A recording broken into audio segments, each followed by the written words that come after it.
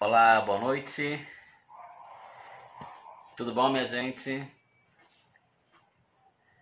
Mais uma live, mais uma maratona de live. Todos sejam bem-vindos. Boa noite, meu querido Ricardo. Todo mundo seja bem-vindo à nossa live, mais uma maratona de live. Hoje a live vai ser com o nosso mestre Rômulo. Vamos falar de xamanismo contemporâneo. Deixa eu até fixar o tema aqui, né? Antes que o pessoal comece a chegar. Deixa eu só um minutinho.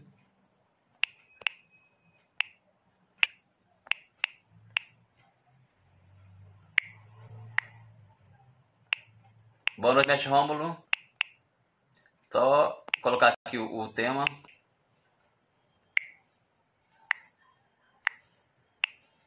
Só um minuto.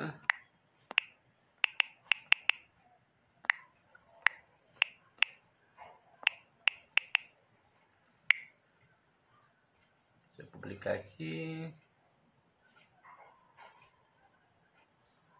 Ok.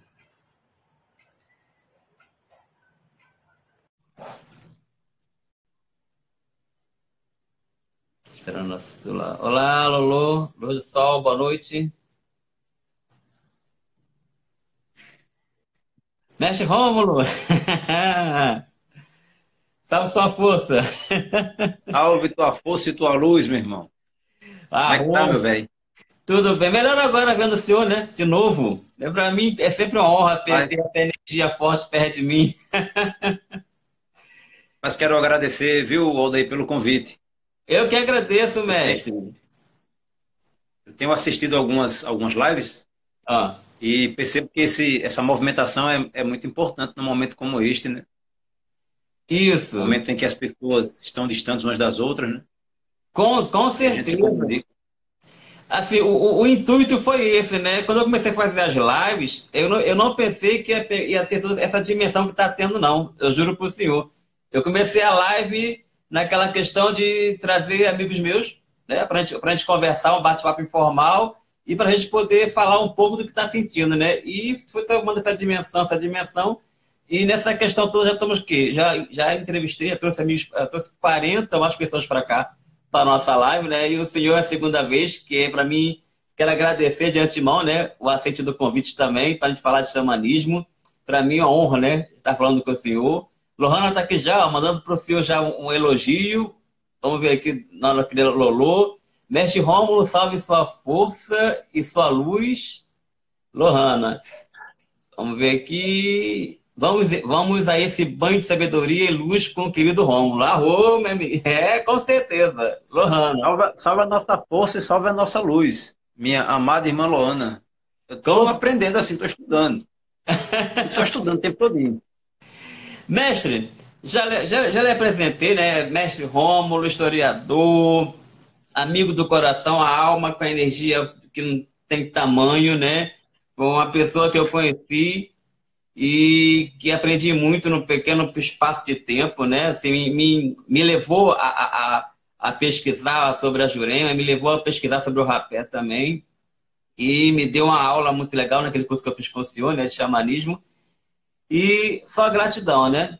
E, mestre, a live é sua, né? Vamos lá falar de xamanismo contemporâneo, que eu vou ficar calado, né? Ouvindo o senhor falar e internalizar essa sua aula. Vamos lá, mestre. A aula é sua. Seja bem-vindo.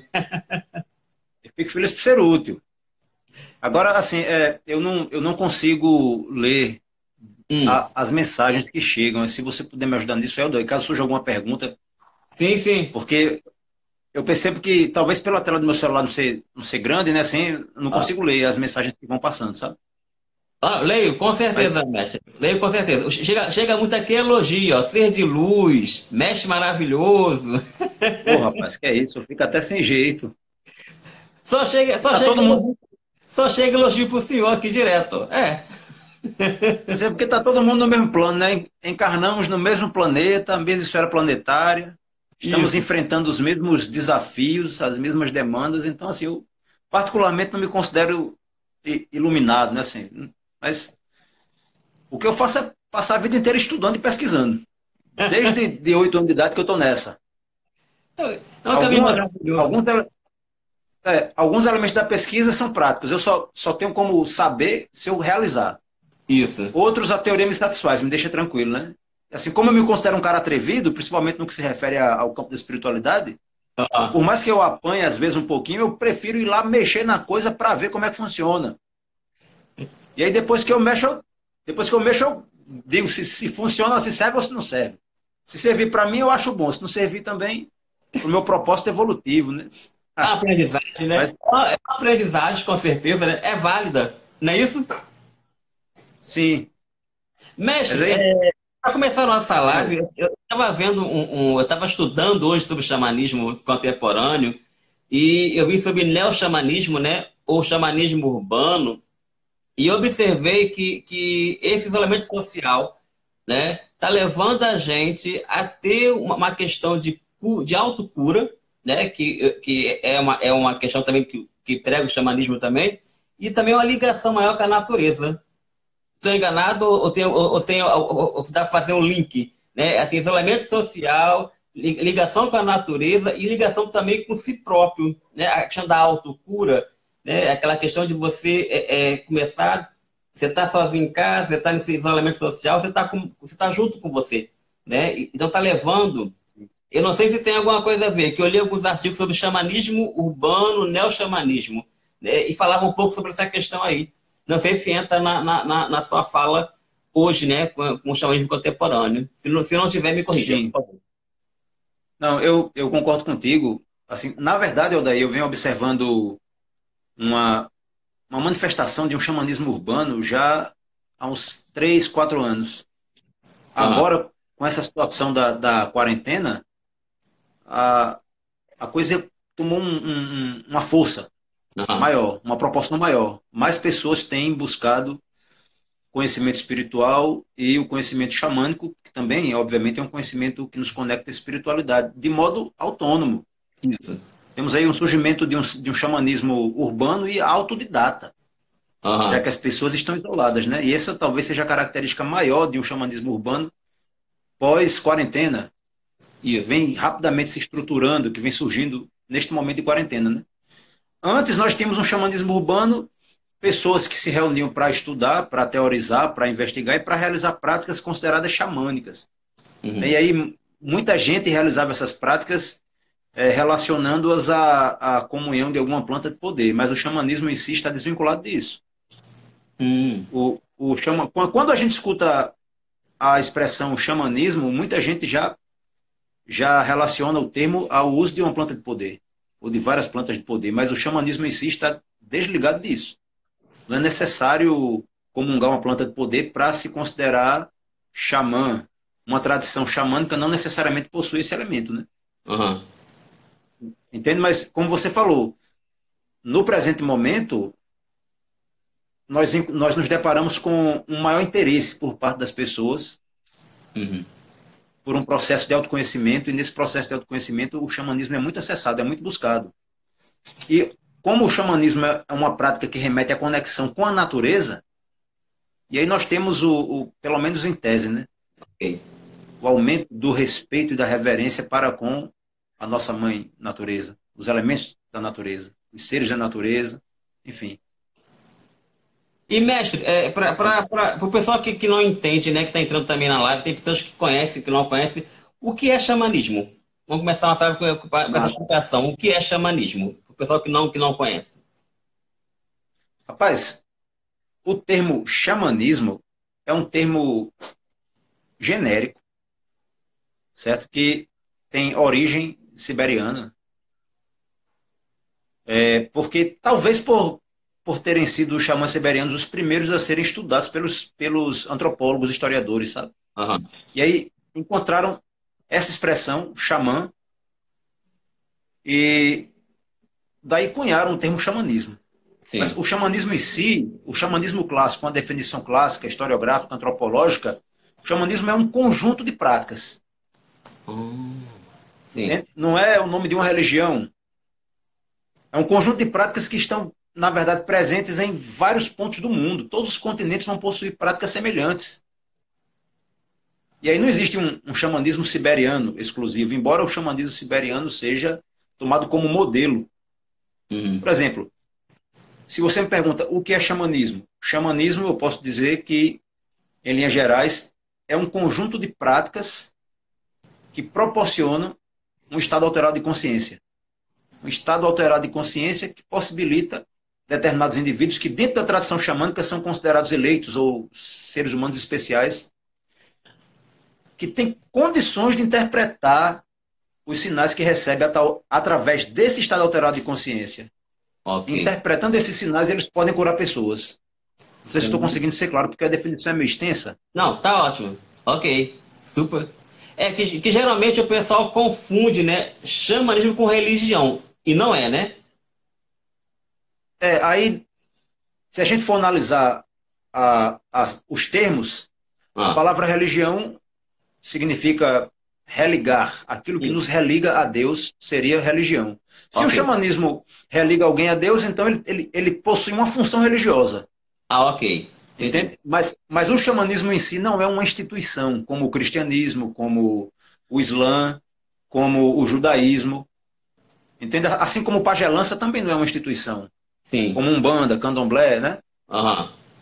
Mas aí, se o xamanismo consegue servir de canal para que as pessoas se religuem a Deus, as pessoas se religarem a Deus, a sua origem, enfim, então ele possui uma função religiosa, mas não necessariamente isso. Na prática, a gente encontra o xamanismo. O xamanismo existe mais como um meio de cura, uma forma de curar as pessoas. São técnicas de cura, são práticas de cura, Ah, entende? entendi. Entendi. E aí, dentre essas práticas de cura, algumas etnias possuem o, a expansão da consciência e aquilo que alguns índios chamam de voo da alma, quando o Uhum. espírito se desprende do corpo e consegue alcançar a fonte da vida, aquilo que é considerado Deus ou o grande espírito. E aí é estabelecida uma conexão com a divindade Sim. que nos gerou, que nos criou. E aí o xamanismo, dependendo da etnia, dependendo da sociedade, do grupo cultural, possui esse elemento muito forte. Agora, nem todo xamanismo vai ter isso. Né? Assim, tô conseguindo ser claro aí, acabou. Tá ótimo. Eu tô via... Quando eu fico caladinho assim, que eu tô viajando na história, viu? Você vai falando e eu vou montando o quebra-cabeça na minha cabeça aqui, aí eu tô viajando. Vai, tá ótimo. Pra mim tá show de Sim. bola. Mas o xamã seria o intérprete. Dentro do xamanismo clássico, o xamanismo siberiano, que foi o primeiro a ser investigado, até onde me consta, né? O primeiro modelo a ser investigado pelos pesquisadores, cientistas, antropólogos, enfim, europeus, foi o siberiano. E Ok. aí, dentro dessa linhagem, digamos assim, investigada, né, o xamã é o indivíduo que tem condições de interagir com os mundos espirituais. Sim. É aquele que consegue ler os sinais que são obtidos através da alteração de consciência. Ele lê, ele interpreta, e aí ele tira um método de cura para uma determinada pessoa que o procura. Ok. E aí, perfeito. Tem uma pergunta aqui pro senhor, mestre. Do Certo. Cláudio Wagner. Ele falou: Rômulo, desculpa se fugir do assunto, mas para além da cura, existe oráculo no xamanismo? O Cláudio está perguntando, Cláudio Wagner. Sim, o xamanismo também envolve práticas oraculares. O xamanismo clássico, no caso, o xamã entra como um indivíduo que, além de interpretar os sinais que a natureza o confere, ele também tem a capacidade de dialogar com os espíritos, com um ou com vários espíritos. Então ele interage com os espíritos e os espíritos podem transmitir alguma informação que possibilite uma compreensão ou um planejamento de algo futuro. Sim, sim, sim. Assim, além disso, também existem, porque são vários xamanismos. Alguns no continente africano, outros no continente asiático, outros aqui nas Américas. Por exemplo, o xamanismo dos índios aqui do Nordeste brasileiro. Os primeiros juremeiros, digamos assim. Esses antigos juremeiros possuíam um oráculo que tinha como base o uso de determinadas sementes. Olha que Não legal. apenas a interação com os espíritos, mas eles também produziam um oráculo de sementes que funcionava como na África se utilizava o jogo de búzios. Sim. Pois é, daí existem essas práticas oraculares no xamanismo, sim. Ok. Vamos lá. É, Na hora que a gente fala em xamanismo, a gente fala também, né, das substâncias psicoativas, não é isso, mestre? Aham, Assim, todo xamanismo sim. tem essa prática de uso ou não? Dessas substâncias Não. psicoativas? Todo xamanismo vai possuir uma técnica para você alterar o estado de consciência. Todo Ok. ele. Sim. Certo? Agora, essa técnica não necessariamente é o uso de alguma planta psicoativa, de alguma planta de poder. Alguns xamãs entram em transe simplesmente batendo tambor, outros Sim. vão cantar muito, muito, muito, ou dançar bastante, até alterar o estado de consciência, e alguns vão comungar de alguma planta de poder. Que isso é muito comum, até onde me consta, aqui nas Américas. O continente americano é o continente que possui o maior índice de xamãs que comungam plantas de poder desde épocas remotas, desde antes da colonização. Sim, sim. E aí quase uma característica, né? Porque a gente encontra, por exemplo, o xamã na Sibéria que não faz uso de planta de poder. E aqui nós temos a sagrada ayahuasca, a sagrada jurema, nós temos o tabaco, algumas espécimes de cogumelo e dentre outras plantas, né? A flora é riquíssima. Sim, sim. Aqui outra pergunta, mestre. Cada grupo étnico tem suas crenças e prática de curas? Acho que é uma pergunta para o senhor. Ou não? Sim. Se for uma pergunta, dependendo da etnia, nós vamos encontrar elementos próprios e exclusivos da etnia, conjunto Sim. de crenças exclusivas e rituais, ritos exclusivos daquela etnia, certo? Mas também vamos encontrar elementos comuns. Ok. Por exemplo, eu tomo sempre como base o catimbó Jurema, porque é a tradição que eu venho mais pesquisando. Eu já estou pesquisando o catimbó há 15 anos, aí eu tenho mais propriedade para falar do assunto. E como o catimbó Jurema é uma tradição xamânica, Uhum. daí eu posso usar como exemplo com muita segurança, né? Então, uma planta de poder muito utilizada entre todas as etnias indígenas do Nordeste brasileiro é o tabaco. E na língua Hum. tupi a gente chama de petã. Aham. Então, o tabaco ele está presente em todas, mas cada etnia, os Tarariú, tem uma ritualística e uma mitologia própria para lidar com o tabaco. Os Potiguara têm uma outra ritualística. Tinham, né? Porque agora já misturaram tudo, né? Já está tudo bem híbrido ali. Mas há Aham. tempos atrás, há 400 anos atrás, 500 anos atrás, cada etnia tinha um ritual, uma reverência, um modo de coletar e uma divindade associada à planta. Hoje em dia já está tudo muito fundido aí. Devido ao processo de colonização, as coisas se misturaram, mas acredito que eu consegui responder a pergunta, se foi uma pergunta do rapaz. Mestre, me explica o seguinte: como é que chegou até o senhor, assim, o chamarismo? Como é que chegou até o senhor, esse despertar? Faz tempo? Foi há pouco tempo? Como é que chegou à sua vida? Pintou agora Rapaz, essa minha curiosidade. seguinte forma, é, em 2002 eu entrei em contato com uma fraternidade rosacruciana, Sim. bem pequena assim no que se refere ao número de membros, chamada Fraternitas Rosicruciana Antiqua. Ah, Essa tradição Rosa Cruz teve como patrono um mestre chamado Arnold Kronheller, que era filho de pai alemão e mãe mexicana. E aí, nesse intercâmbio Alemanha-México, ao longo de seu processo, de sua vida espiritual, ele interagiu com diversas etnias indígenas. sim. Ele manteve contato com descendentes dos Incas, descendentes dos Maias, inclusive esteve aqui no Brasil com índios brasileiros aí. E aí ele fez uma pesquisa e trouxe para as correntes rosacrucianas, eu acredito que é a única corrente Rosacruz que lida com isso. Trouxe elementos de tradições indígenas. O Rosa Cruz? Sabia não. Sim, Sério? perfeitamente. Quando eu descobri aquilo ali, eu fiquei maravilhado. Disse, puxa vida, a única fraternidade Rosa Cruz que eu conheço que tem elementos de tradições indígenas, né? Eu não E aí eu sabia. comecei a ler Pois é, e aí eu comecei a ler os textos dele, e um livro me marcou muito chamado Logos Mantra Magia. Aham. É um livro em que o Arnoldo Crowell fala basicamente o seguinte, ele diz, olha, é importante que você conheça as tradições do Egito, da Grécia, de Roma, dos povos cristãos, mas começa procurando a tradição da terra em que você nasceu. Que lindo. Porque se você... Pois é, e aí eu pensei, na época eu pensei, em 2002, eu pensei, poxa, mas qual foi a tradição? Qual é a tradição do Brasil? Qual é a tradição brasileira? É o candomblé? Não, o candomblé é africano.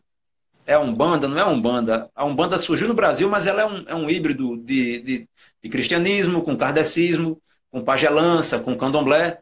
Qual Uhum. é a tradição da terra em que eu nasci? E aí foi quando eu cheguei numa pesquisa de campo, elaborando um trabalho para a Feira de Ciências, interagi, conheci o primeiro centro de Catimbó, Jurema. Sim. E aí fui pegando livros de Câmara Cascudo, Mário de Andrade, Roger Bastida, aquele pessoal todo, fui estudando e pensei, puxa vida, isso aqui não é uma religião Uhum. brasileira, é uma religião proto-brasileira, a raiz dela é indígena. Olha. Consequentemente, é uma tradição xamânica. E aí eu tive a sorte de encontrar um livro chamado Muito Antes de 1500, que foi escrito por um camarada, um Rosa Cruz, chamado Magarinos, que ele usava o mote Epiaga Rosa Cruz. Esse livro trata do nosso xamanismo. Muito Antes de 1500 é um livro que fala de ayahuasca, que fala de Jurema, dentro de uma perspectiva Rosa Cruz.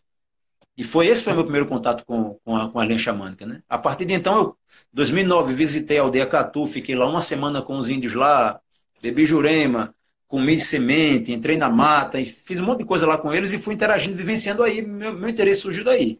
Aí agora eu tenho um interesse renovado, porque quando eu estava escrevendo o primeiro livro sobre Tantra, por mais que aparentemente sejam coisas diversas, né? Tantra, muita gente acha que é uma coisa ligada ao sexo lá da Índia. É, Mas a, e Pois não? é, mas a raiz do Tantra, na elaboração desse livro, uma introdução ao estudo do Tantra, que eu estou pretendendo lançar assim que o coronavírus der um tempo. E aí eu precisei historiografar o Tantra e percebi que a origem do Tantra, o período e o contexto histórico, é o mesmo momento em que o xamanismo surge. Eles nasceram juntos. Caramba. Neolítico ali, por volta de 10 mil anos antes de Cristo. Transição entre o Paleolítico, Idade da Pedra Lascada e a Idade da Pedra Polida. Nesse momento é que surge o xamanismo, as primeiras práticas que nós podemos considerar xamânicas vêm desse momento. E também é o momento em que o Tantra começa a se estruturar. E aí, novamente, eu me deparo em minha pesquisa com o xamanismo. Primeiro ali pesquisando o Catimbó Jurema e agora pesquisando as tradições tântricas. E eu tô feliz da vida, velho. Mexe esse livro, sai depois sai agora mesmo, depois da pandemia, depois dessa quarentena toda? Mas o livro foi revisado, está o grande irmão Rogério está ilustrando, né? Ele vai ser ilustrador, está editando também. E eu estou pedindo a Deus assim que a pandemia não demore tanto, porque por mais que eu possa lançar virtualmente, eu ainda gosto da coisa do livro, do papel, né? Impresso, do livro impresso.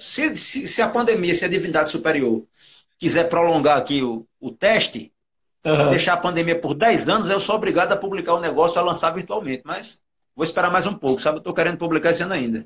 Esse ano ainda, né? Me fale um pouco desse livro, mestre. Agora eu fiquei curioso. Ó, eu não sabia dessa novidade, não. Me fale um pouco desse livro. Já que você falou que o Tantra, né, tem o mesmo começo que o xamanismo, agora eu fiquei curioso, viu? Sim.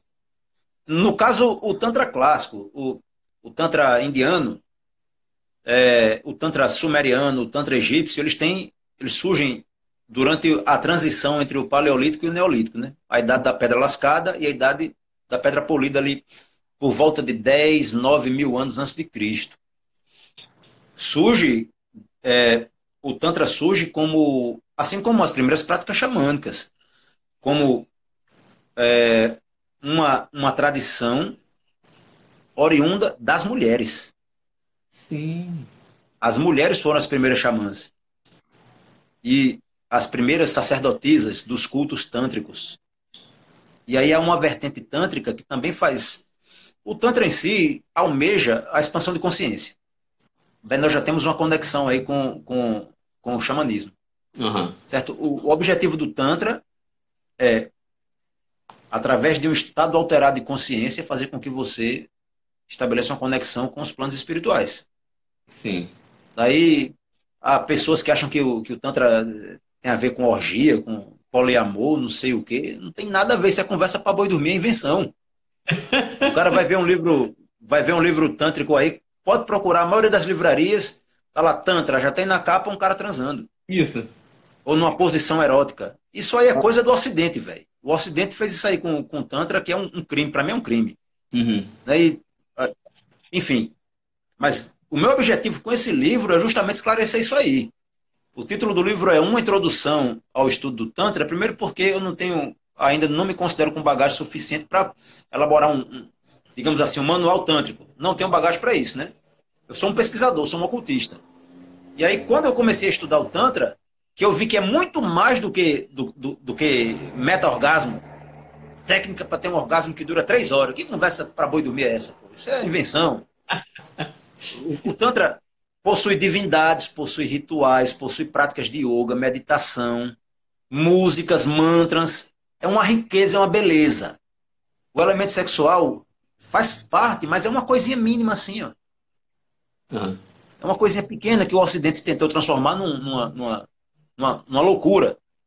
E os tântricos dizem assim, olha, o Ocidente se relaciona com a sexualidade como se o sexo fosse uma diarreia. E para mim eles estão certos. Porque o Ocidente é doente sexualmente, já começa por aí, nós somos doentes, né? O processo de catequese, aquilo tem, deixou o povo louco. tem toda a E história. aí, pois persegue. Primeiro porque o tanto é coisa de mulher. A mulher não pode ter uma autoridade maior do que o homem. Aí vem os povos arianos dominando as sociedades dravidianas, em que a mulher tem um destaque, já coloca a mulher num papel inferior. Essa tradição é matrilinear, é um culto feminino, é um culto às deusas. Tira isso da história, porque o negócio tem que ser o homem mandando. Aí já vai Isso. podando tudo, vai eliminando tudo, vai deixando as pessoas psicologicamente e emocionalmente doentes. E aí, por um lado, a gente tem aqui no Ocidente uma repressão muito grande à sexualidade, e por outro, a gente tem muita gente incentivando através da pornografia. Aí o cara fica perturbado do juízo. Pô. Ei, com E certeza, né? É duas polaridades, né? Completamente, né? Ou para cá ou para cá, pois né? é, Você completamente perdido. Não é isso? o cara fica lá que nem um louco, e aí os capitalistas, digamos assim, ganham muita grana com isso, pô. Isso. Porque tá aí. E, por exemplo, só para citar aqui um exemplo, Estados Unidos da América, o maior país protestante do mundo, mas também é o maior país que produz pornografia no planeta. É o máximo de pornografia que se produz lá. Mas que Isso. contradição é essa? Entende? E nesse meio aí, o camarada fica louco e muita gente ganha em cima disso. Eu acabei mudando totalmente o tema aqui da coisa, velho. Aqui é um bate-papo, realmente. É como eu tivesse aí no senhor na sua mesa, a gente começa a conversar, e vai surgindo assunto, né? E eu que desviei o assunto também, né? Que você falou do livro, e eu não sabia, eu já fiquei interessado. Ué, o mestre vai lançar um livro? Eu falei, peraí, deixa eu trazer para casa esse lançamento logo em primeira mão, que eu não sabia. Eu falei, peraí, deixa eu divulgar logo É o primeiro. em primeira mão que vai lançar um livro depois da quarentena. Mas, voltando lá, para o xamanismo, uma coisa que eu Perfeito. observei na sua fala também é que o seguinte, é que eu estou observando que o xamanismo seria uma pré-religião, sei lá, porque eu vejo, assim, como é que eu vou explicar? Eu vejo práticas do xamanismo nas religiões, né? Tipo, incenso, defumação, as ervas, não é? Se eu for para o Aham. catolicismo, se eu for para o catolicismo, vou ver a defumação, né? Se for para o candomblé, banho de erva. Não é isso? Perfeito. Eu estou enganado. Assim, você estava Não, falando, eu estava parado pensando nisso, falei, poxa, na minha visão agora, eu estou vendo que o xamanismo seria uma pré-religião, né? Onde as é. religiões pegaram conteúdo ou conceitos deles e se adaptaram. Não sei se você está me Sim. entendendo o que eu quero dizer. Entendo. E assim, eu vou tentar, em poucas palavras, organizar uma cronologia, assim, cronologicamente falando, do surgimento das religiões, né? Ok. Antes das religiões surgirem como instituição, quando é que se estipula que as religiões começam a surgir? Ah, Ali, após o ano 4000 antes de Cristo, ou a partir do ano 4000 antes de Cristo, nós temos o surgimento, uma consolidação do Estado em uhum. diversos pontos do mundo, certo? Ok. O Estado começa a se formar na transição do Neolítico para a Idade dos Metais. Sim. Começa a se fortalecer. Na verdade, nós temos aí deixa eu tentar ser mais claro, porque senão eu vou ficar falando e vou gerar um tumulto. Se a gente pega É a bom, primeira. Oi? é bom que gera mais perguntas. Vamos lá. Tô gostando. Se a gente pega a primeira fase da história, a chamada pré-história, Ah, nós temos uma subdivisão da pré-história em 3 momentos. O Paleolítico, popularmente conhecido como Idade da Pedra Lascada, época em que as pessoas utilizavam ferramentas com lascas de pedra, tudo muito rústico, né? Ok. A posteriori temos o Neolítico, a segunda etapa da pré-história, vulgarmente chamada Idade da Pedra Polida, e temos uma terceira e última etapa chamada Idade dos Metais, período mais curto. Então, do Paleolítico para o Neolítico, as sociedades foram abandonando o nomadismo. As pessoas foram deixando de ser nômades. Porque, com o passar de milhares de anos, conseguiram domesticar animais, conseguiram domesticar plantas, e aí não tinham mais necessidade de ficar caminhando pelo mundo à procura de comida. Produziam o próprio alimento. Então, o que é que acontece? A partir do ano 10.000 a.C., as pessoas começaram a se aproximar de grandes rios. Sim. Havia vegetação à vontade, água abundante, animais que iam se alimentar da vegetação, e as pessoas ficavam ali, não precisavam mais ficar migrando, prendiam animais, domesticavam, isso ao longo de séculos, né? Ok. E nós temos, por exemplo, as margens do rio Nilo, surgiu o Egito, próximo ao Ganges, a Índia, entre o Tigre e o Eufrates, a Mesopotâmia, Suméria, enfim. Sempre próximo a um grande rio vai surgir uma grande sociedade. Ok. E nesse processo de tornar-se sedentário, processo de sedentarização, as instituições começaram a nascer e se fortalecer. Exército, grupos de guerreiros ali que precisavam proteger as plantações, proto-exército. Isso. É isso? E aí nós temos a semente das primeiras religiões, das primeiras instituições religiosas. Da interação dos homens, que eram caçadores com os animais, e das mulheres, que eram coletoras com a vegetação, nós temos aí o surgimento de toda uma série de crenças e mitos e ritos ligados à caça e à agricultura. Mas por que essas tradições surgiram nesse momento, começaram a nascer nesse momento? Porque foi o momento que o ser humano parou. Sim. Parou de caminhar e pôde finalmente pensar, refletir, tentar entender as coisas. Teve um tempinho a mais para raciocinar, já que ninguém arrisca mais a vida caçando animais selvagens, já que ninguém tem que ficar por aí procurando água, enfim, nos estabelecemos aqui e agora temos tempo para arte, temos um pouquinho de tempo para dança, temos um pouquinho de tempo para música e um pouquinho de tempo para perguntar de onde vem isso aqui tudo, de onde vem a vida, por que o sol nasce? E aí nós temos aí o surgimento, a sementeira dos primeiros mitos e rituais, né? Ok. Então muitas práticas desse período estão vivas até agora. Só que a diferença é que as práticas foram se institucionalizando. Nós temos uso de incenso em instituições religiosas. Isso. Toda religião possui seus cânticos. Muitas tradições religiosas, inclusive dentro do cristianismo, as igrejas protestantes, possuem estados alterados de consciência fortíssimos, em que ninguém usa planta de poder. As pessoas cantam, as pessoas dançam, se exaltam, exultam, a mente altera e o cara está lá, ó, interagindo com Deus, a sua forma. É uma prática puramente xamânica, destituída de qualquer planta de poder. O Espírito Santo falando em um e um demônio falando no outro. E o pastor, que nem um taumaturgo pré-histórico, banindo a entidade em nome de um Deus. A coisa não... Você fala em evolução das religiões, mas é praticamente a mesma coisa. A diferença é que nós temos hoje várias práticas xamânicas institucionalizadas. E o problema é a política. Daí. Porque o cara que é chefe de uma igreja acredita que o seu modo xamânico de ser, digamos assim, é o único correto e superior ao do outro cara.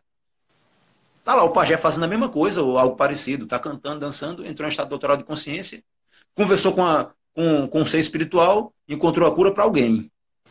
E tá aqui o pastor, ou o padre, ou o sufi, seja lá qual for a sua tradição, o sufista lá girando, girando, girando e repetindo o nome de Deus. Alá, Alá, Alá, em transe.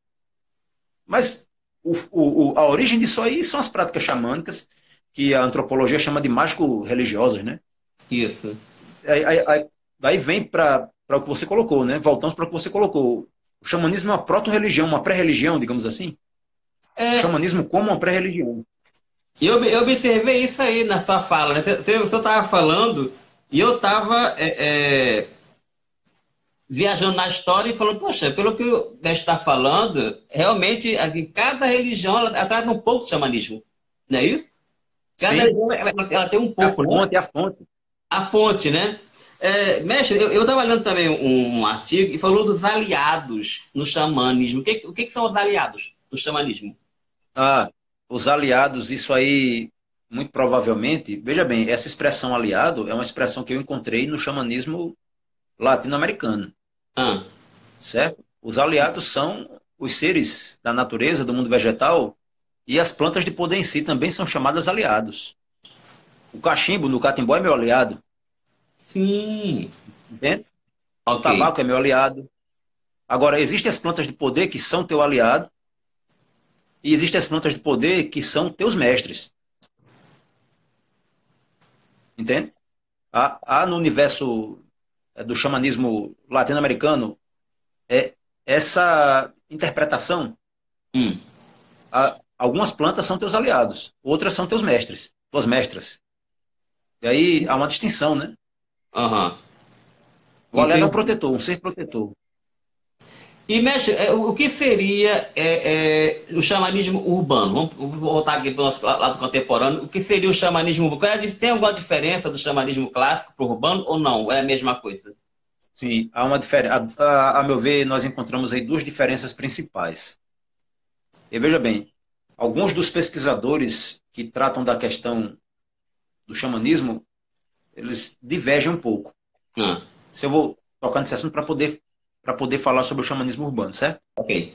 Alguns vão dizer que xamã é o indivíduo que consegue necessariamente realizar o voo do espírito, o voo da alma.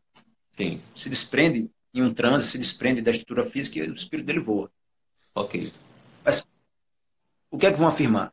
Que uma corrente, para ser xamânica, e aí é que está a divergência entre alguns pesquisadores, né? Sim. Só o dirigente da sessão, o dirigente do ritual, é quem realiza o voo da alma. Hum, Se todos realizam esse voo da alma, o trabalho, a corrente não é mais xamânica, não pode ser considerada xamânica. Já outros vão dizer o oposto, que xamânico vai ser a prática em que todos os que estão participando realizam esse voo do espírito. Na minha opinião, na minha humilde visão, isso aí não interfere na coisa. O sim. que vai determinar se uma prática é xamânica ou não é o estado alterado de consciência, a capacidade de curar, tendo como fonte esse transe que altera o estado de consciência e o contato com os espíritos. São elementos muito presentes em qualquer xamanismo, Ok. certo? Então, o que seria uma prática xamânica urbana? Ah, Em um contexto é, distanciado, um ambiente distante, deixa eu tentar ser mais claro, fora da floresta, fora da aldeia, fora da mata, sim. no apartamento ou dentro de sua casa, mas em um ambiente urbano em que a floresta se faz presente apenas simbolicamente, através do imaginário, através dos cânticos, através do desejo, através do pensamento. A floresta se manifesta simbolicamente. Ou através de algum objeto que lembre a floresta. Pode ser até uma planta, um ser vivo do mundo vegetal que lembre a floresta. Em um contexto não originário, digamos assim, se realiza uma prática em que se almeja a expansão de consciência, a interação com o plano espiritual, que tenha como resultado o processo de cura do indivíduo ou dos demais. Sim, Isso é que eu sim. chamo de xamanismo urbano. Que seria o neo-xamanismo ou não? O neoxamanismo, no caso, é um termo mais abrangente, porque Ah, nós encontramos hoje muitos indivíduos que nascem na zona urbana e migram para o campo. Alguns até vão viver na floresta, vão sim. buscar uma etnia indígena. E aí o neoxamanismo, esse termo pode ser utilizado para classificar também o indivíduo que nasce na zona urbana e busca uma vida natural ligada à floresta com um objetivo espiritual. Sim, sim, sim. Entende? Assim Entendi. como aquele que prefere ficar em casa, ou que só pode ficar em casa porque não tem recurso ou meio para ir à floresta, para ir até a floresta, e dentro de sua casa ele realiza suas práticas xamânicas. E aí nós temos o neo-xamanismo, o pessoal chama de cyber-xamanismo também, porque cyber-xamanismo, alguns xamãs há 3, 4 anos começaram a se organizar em grupos virtuais, para trocar informações, para socializar pesquisas, para ensinar mistérios que antigamente a gente só podia. Eu sou daqueles que prefiro preservar o mistério, sabe? Transmitir oralmente, sem internet, Aí o coronavírus, se de repente botar para quebrar aqui no mundo e ninguém puder mais falar com ninguém, não sei como é que vai ficar esse negócio, mas eu mesmo, assim, sou favorável à preservação da tradição. Eu aprendi ouvindo minha mestra falando, minha mestra Maria Fernandes, amo demais, salve a força dela. Aprendi ouvindo, e eu transmito para quem sente de aprender comigo também ouvindo. Eu não gosto de escrever o mistério, não, isso aí não. Mas existem grupos cyber-xamânicos, né? Cyber-xamanismo. Os caras vão para o Amazonas, outros vão para o Tibete e tal, e quando voltam, estão ali descrevendo e trocando ideias, né? E em casa o cara faz a experiência, só que tem gente que se dá mal com isso aí, viu, Aldair? Por Se dá quê, muito mestre? mal. Por quê? Porque por exemplo, alguns exercícios respiratórios, algumas técnicas de pranayama, por exemplo, se você faz sem a orientação de um mestre, você pode passar mal, pô. Altera a quantidade de oxigênio no teu sangue. Sim. E aí você pode sofrer, você pode vomitar, desmaiar, entendeu? Da mesma forma, os caras que lidam com xamanismo, que tem plantas de poder, acham que é só pegar uma jurema, uma ayahuasca e beber em casa ouvindo música. Não é, assim, não é bem assim, não. Isso é meio arriscado, porque tem que entender que a planta de poder é uma inteligência. Sim. E nós temos que estar em sintonia com essa inteligência para poder interagir com ela. De repente, ela castiga o indivíduo. Agora, Ela dá uma mestre, peia, aquilo que a gente chama de peia. é legal o senhor ressaltar, né, e reforçar essa questão, né, que tem pessoas realmente que estão fazendo usos, né, dessa planta, né, uso dessa medicina, né, é, aleatoriamente, né, formam um grupo, fecham um grupo Sim, e vão fazer rituais, né, e de repente essa informação é bem interessante o senhor reforçar de novo, né, que tem também o perigo, não é isso? exato, exato. Existem substâncias naturais, plantas. Se você prepara um chá e o indivíduo comunga do chá, bebe do chá, além do que o corpo suporta, ele pode ficar intoxicado. Por Olha, exemplo, é importante que o mestre seja experiente. Um pajé ou um mestre que entenda bem disso aí, velho. Porque sim, senão o indivíduo compra pela internet. Você vai ver um site aí que tem vários sites agora, não sei quantas plantas de poder da China, do Tibete, do Nepal, não sei da onde. Os caras estão especialistas e são especialistas em vender. Aí o cybernauta na loucura, na ânsia, respeita e reverencia a ânsia por conhecimento. Que sim. movimenta o indivíduo, mas vai devagarzinho aí, porque senão o negócio, senão o bicho pega. Aí o cara vai e compra 3, 4 plantas de uma vez só. Aí faz um preparo lá que ele viu outro cara que testou, não sabe nem como foi aquilo ali, como eu já vi absurdo, gente colocando jurema no músculo. Diga aí, que coisa louca. No músculo? Injetando jurema no músculo, sim, para ver se alcança um estado de consciência. Outro cara pega uma jurema, um crime, pega 300 quilos de jurema, faz um danado de um cristal, que é 300 vezes mais forte do que o chá. Sim, Você, meu amigo, meu irmão Aldair, que já comungou da jurema comigo, sabe a força que o chá tem, o sei. chá preparado de modo tradicional. Agora imagina o cara beber um chá daquele 300 vezes mais forte, o que é que vai acontecer com a mente dele? E, mestre, Não é tem. legal ressaltar também, né, que o senhor falou uma coisa interessante, que eu realmente sei a força que o chá tem, né? O senhor lembra, agora pra gente rir, né? Que eu falei pro senhor que eu ia tomar, não ia sentir nada, lembra? Que Sim, eu falei, lembro perfeitamente. eu vou tomar, não vou sentir nada, não. Aí o senhor falou, ok, caboclo, então tome. Gente, eu não quero nem falar, né? Assim, e é Por por quê, isso meu que eu irmão? quero reforçar essa questão, né, que tem pessoas que estão brincando realmente com isso aí. Não é não, Pois é, mestre? é muito sagrado. Isso. Mapeando a coisa, no que se refere a Jurema propriamente dita, o culto a Jurema tem pelo menos 6 mil anos de idade. 6.000 anos. 6 mil. Nós temos pinturas rupestres aqui no Nordeste que remetem a um culto a Jurema, pré-histórico. Então Poxa, imagina o quanto isso é sagrado, o quão forte é essa egrégora. E por mais que o cara não acredite, respeita o que é sagrado para os outros. Entende? Aí os caras ficam brincando com isso aí. Não é brincadeira, a coisa não é brincadeira. E para mim é uma profanação. Qualquer tradição xamânica, qualquer religião que você trata sem a devida reverência é uma profanação. Para mim é um pecado. É um dos maiores pecados que existe, é profanar o sagrado do outro. E aí, uma outra coisa que eu considero complicado, porque se torna uma coisa vulgar. isso. Vulgariza, as pessoas não entendem bem que existe uma filosofia de vida por trás disso. Entende? É como se o cara quisesse alcançar o reino dos céus, mas arrombando a porta. eu vou arrombar aqui a porta do reino dos céus e vou entrar com tudo. Ou então eu vou entrar pela porta dos fundos. Não existe isso, pô. Aham. As tradições, elas têm um método. É através desse método que nós, aos poucos, vamos sendo iniciados e aprendemos a interagir com o mistério que a tradição possui. Seja com ou sem planta de poder, existe um mistério por trás disso. E esse mistério tem etapas, né? Em algumas tradições, a etapa é mais curta. Em outras é mais longa, mas existem etapas, existem critérios para se poder acessar isso aí. Ok. Mestre, tem uma pergunta para o senhor aqui, ó. Cadu Sim. Araújo. Rômulo, fala da relação do xamanismo e a visão estética do mundo. Cadu, salve tua força, Cadu. Saravanda. Rapaz, a visão estética do mundo, essa é uma expressão que com a qual me deparei poucas vezes. Assim, se de repente o que eu falar sobre isso não for o que você pensou, Cadu, dá um toque aí, certo?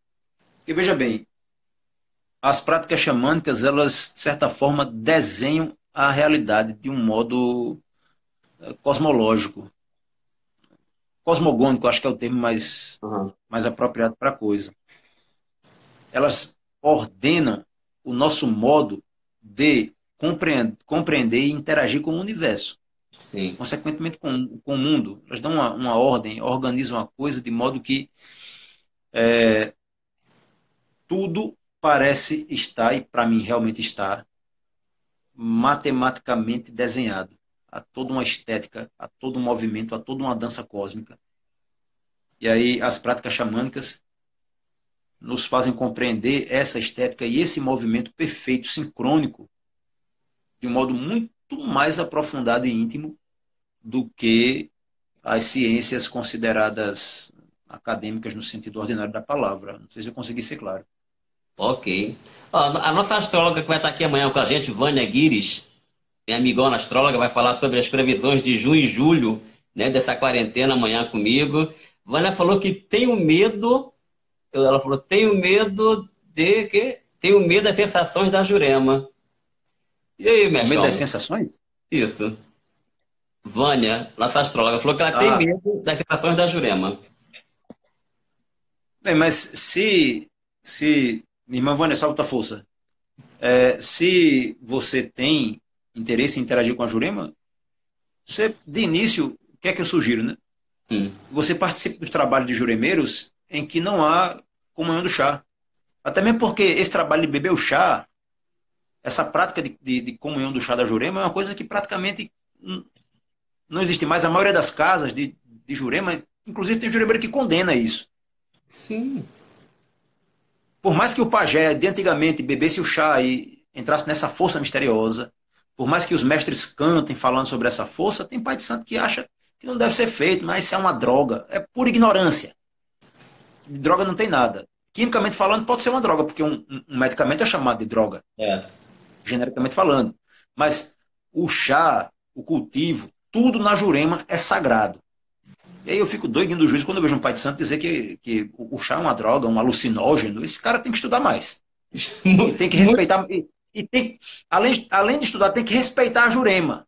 Que o cara vem me dizer, um pai de santo, o juremeiro, vem me dizer que a Jurema, o chá é uma droga, tá faltando ao respeito com o elemento sagrado e essencial da tradição. Infelizmente a realidade é essa. Estuda mais e respeita mais a Jurema, aprende a respeitar a mãe de onde tu vem. Agora, para Vânia, sugiro assim, quer conhecer a Jurema sagrada? A Jurema é muito mais do que o chá. Uhum. A Jurema é uma tradição gigante.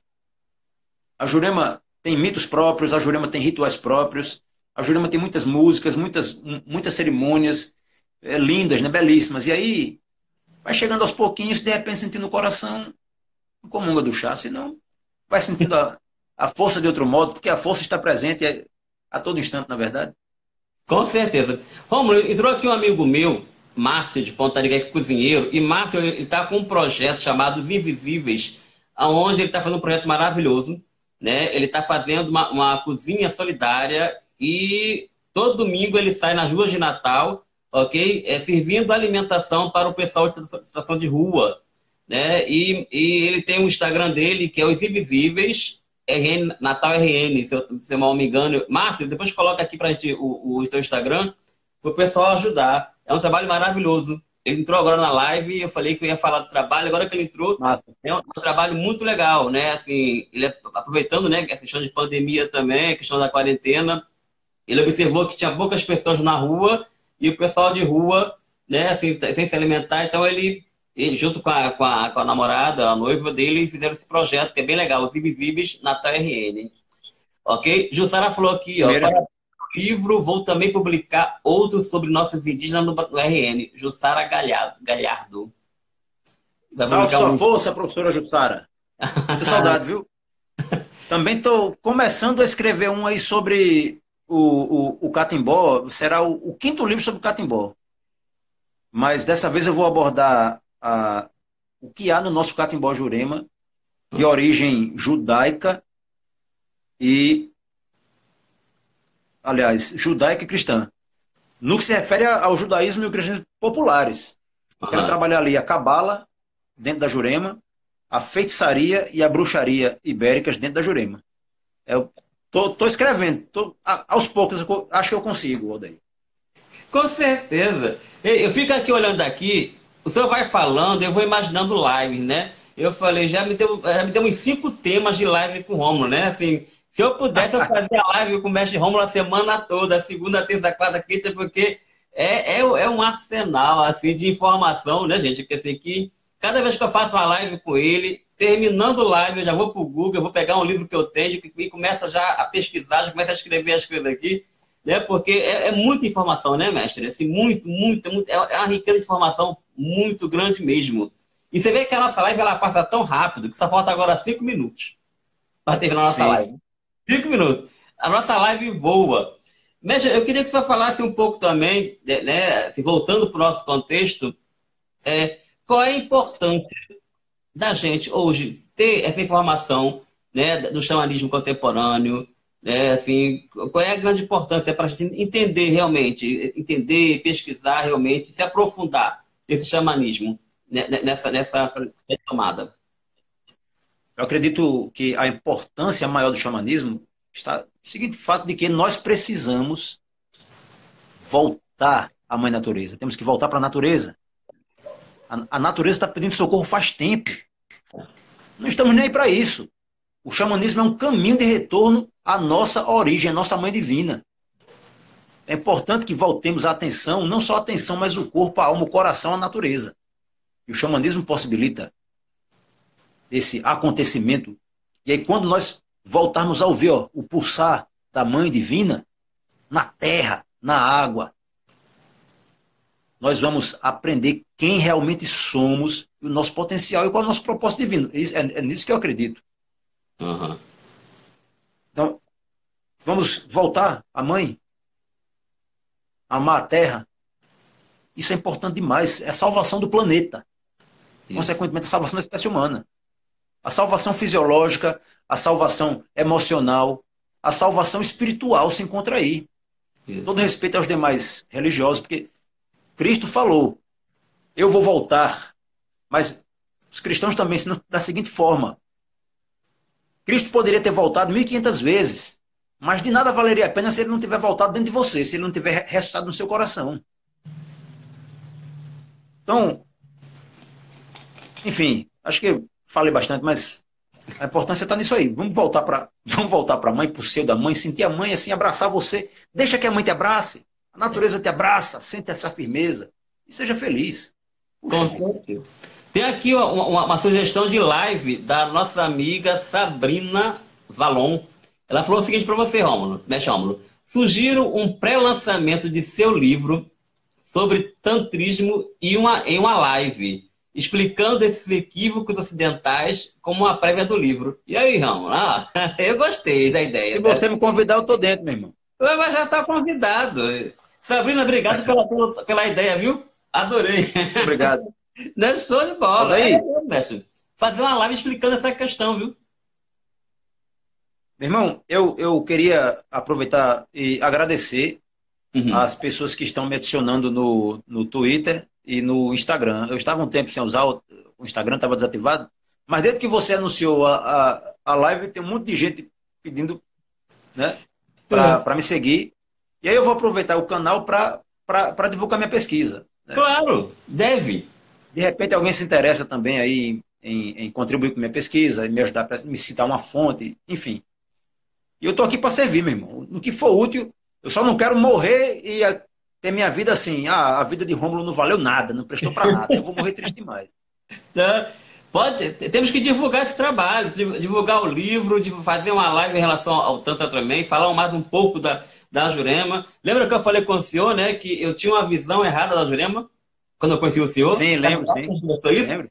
Né? Lembra que eu falei, né? Lá no workshop lá, não foi não, no Flor de Lótus? Em Flor de Lótus, da nossa amiga Karine, e eu falei com o senhor, eu falei, Sim. poxa, eu tinha uma visão completamente errada da Jurema, né?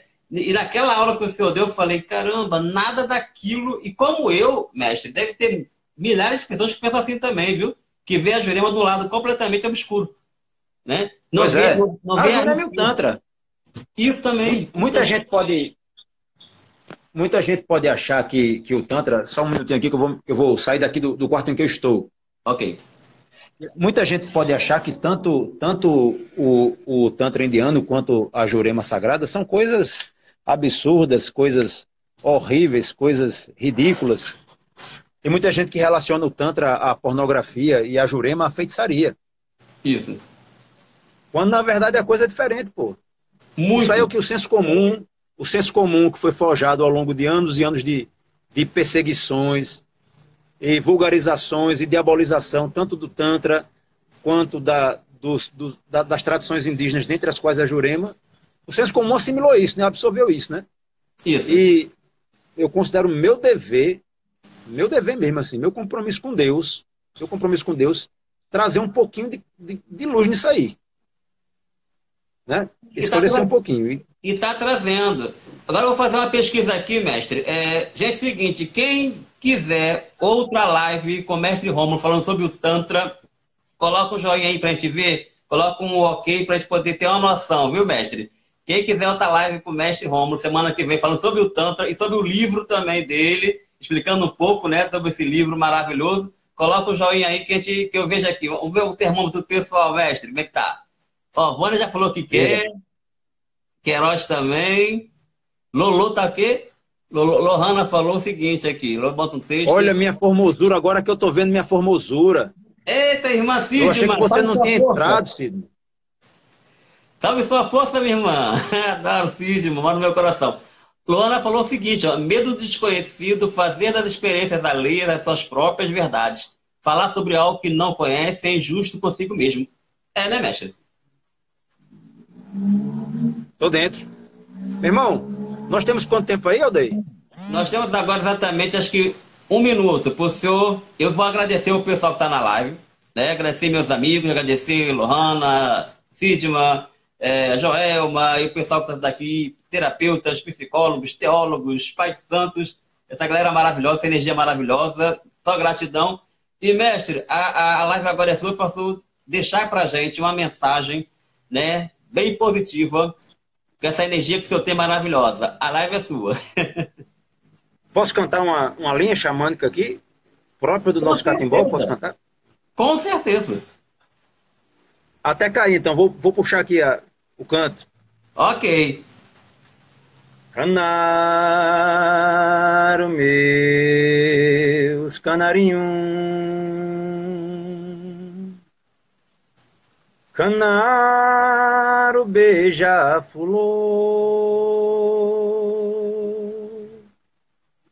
Canaro, meus canarinhos. Canaro, beija-flor. O beija-flor beija a açucena nos pés de nosso Senhor. O beija-flor beija a açucena nos pés de nosso Senhor. E aqui eu vou me despedindo de vocês. Agradecendo demais, viu, Aldair? Salve tua luz. Salve sua força, Salve a força de arrepiada. cada um de vocês, cada uma. Que Deus e a Jurema Sagrada abençoe a todos vocês aí, com muita sabedoria, muita fé, muita força, muita paz, muita prosperidade, muita saúde, viu? Arro, Se liga, mestre. se liga no propósito, cada um tem um propósito divino, se liga no propósito. Salve Isso é que é sua mais força. importante. Salve a Arro. nossa. Valeu, acabou.